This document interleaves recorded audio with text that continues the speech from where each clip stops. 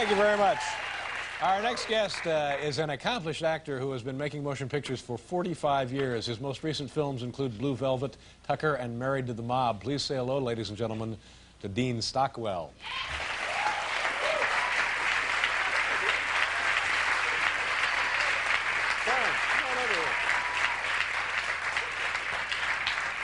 Welcome to the program. Oh, my pleasure to be here. Can this be absolutely correct? 45 years you've been making films? Doesn't seem like it. No, but it's a long time. What was the first film you made? That's half of the life of the movie industry. Is that right? I found out reading an article about Lillian Gish, and she'd been around a long time, said the industry is 90 years old. It's quite an accomplishment. Yeah, it is. How old were you when you made your first film? I was 7. Is that right? Yes. What was the movie? It was Anchors Away. And with Gene Kelly, Frank Sinatra, Katherine Grayson, yeah. 100 Pianos in the Hollywood Bowl, and Jose Iturbi. My goodness. So this is like big time for a 7-year-old kid. Big time for anybody, wasn't it? It was scary. Yeah. I have to ask you about the scene in Blue Velvet. Ah, you got it. This was without a doubt. Now, I'm no movie expert, but without a doubt one of the strangest things I'd ever seen on film under any circumstances. What exactly were you, what was the character, what were you doing, and I don't know what I was doing. I was going along just out of my imagination. I knew that there was a character in there that Dennis Hopper played. Remember Frank? Right, we remember Frank, Yeah, who was Frank. breathing out of a tank most of the... Right. And he was... Frank needed professional help. Is it safe to say that? That's what was in the thing. Yeah. Yeah. He was obviously one of the blackest, irredeemable characters in recent history of movies. Yeah. And yet, in the middle of the film, he meets this guy that he looks up to and thinks is suave. So, you know, I'm You were reading it, Frank's mentor. That's right. Oh, my God. So I had to be pretty weird, Yeah. right? Yeah, and I put the pill in his mouth. So I just thought of the most bizarre character I could come up with, and if it wasn't bizarre enough... But what was the little, what was the, and I guess for people who have not seen the film, this is meaningless, but perhaps they'll rent it now and hunt up this scene. But what was that little thing, that little clubhouse you ran there? What exactly was that? You know, nobody knows. That was Ben's place, and don't go there. Yeah, and I'll get off this in a second, but this scene really kind of made a dent on You my... really liked this movie, David. I did. You? I enjoyed the film, but I was really taken by this one scene, and if, unless I'm mistaken, you were kind of singing into a trouble light. Yes. It was, Dennis came up with that. He found it over on the side. No one knows where that came from. Well, it was very peculiar, and congratulations on a fine piece of work. For being peculiar. Yeah, Thank you. You yourself were talking about the campaign with John Chancellor. I understand you were campaigning for, obviously, the Democrats, right? You guessed yes. Now, what is that like? All right. Well, it's really interesting to me. And what do you do? What I do, I called up the campaign people, said, I'll make myself available because I want to try and help. I don't want to give up. I want to win this election. And they send me to these various places where the people that are really doing the grassroots work, knocking on the doors and calling on the telephone. And I go to cheer them up. And when I first started, I think it's like an acting exercise. I have to go and make speeches because I don't normally do that.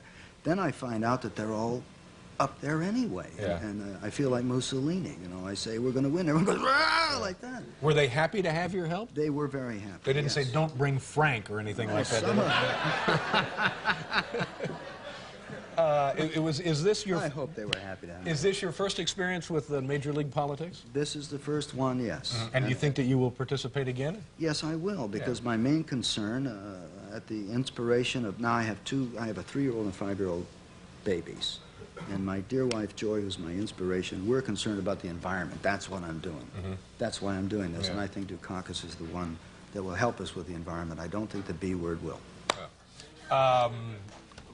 You also had a lot of, well, not you also, but there was a period in your life when you stopped making films and then just went to work.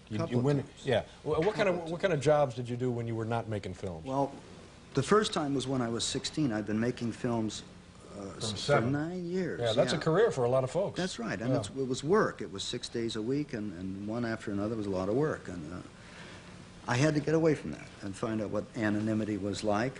So I took what I could get. Because at that point you knew no other life, really. One of your dogs did today. I worked in a bowling alley. Yeah. And I was a prune inspector. I worked on the railroad. I drove the spikes in the railroad and on the signal gang. I worked in offices, all sorts of stuff. Was there a job that you had in those days that you said to yourself, yeah, I could do this the rest of my The life? prune inspector. I Really? thought that was pretty neat, yeah. It was free prunes. Yeah. And how long was that first period in your life? That went for 5 years. Then, Yeah. you know what happened? I realized there was nothing else I could do. I had no training for anything else. I had to go back and try and do it on my terms. Yeah. And I got lucky. I went back and had some success. Yeah, same with me, except I just got a talk show. That's When I not bad, realized I David. couldn't do anything else, I sent a letter to NBC, and they said, well, come by and we'll take a look at you. Do you now, when you do a job on a film, are you the character like 24 hours a day? Like, I guess Sean Penn is like that. If he's playing a role, he becomes the character for like the next 6 months. You've got Billy, the convict, on your hands, you know? Yeah. Do you act that way? No, I don't normally. I did once. I did in a recent film that's been out, Married to the Mob. Right. I did. Because I loved it so much. It was a comedy. Yeah. And it's the first time I've gotten to do a comedy in a long time. And the guy was colorful and sexy as a mafia dog. So you just became him? I became him for 24 hours, drove my wife nuts, and everyone says, you know, what's going on with you, Dean? I said, I'm just having a good time. You're lucky you weren't hospitalized, you know, for behaving that way all the time. I'm a lucky guy all over. I'm lucky I didn't get shot. What are we doing here, huh? Well, commercial? Yeah, we're done. Okay, where are we? Are we done here? Oh, my God. Well, stay right there. We'll be right back, folks.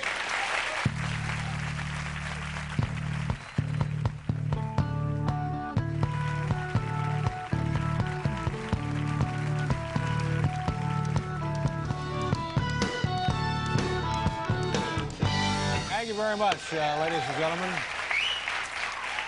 My thanks to Dean Stockwell and also John Chancellor and everybody who helped us out tonight with Stupid Pet Tricks. Tomorrow on the program, Dennis Miller and Kenny Loggins, and also, I think, footage of Lloyd Benson eating lunch. It's a part of the fairness doctrine. We'll see you then. Good night, everybody.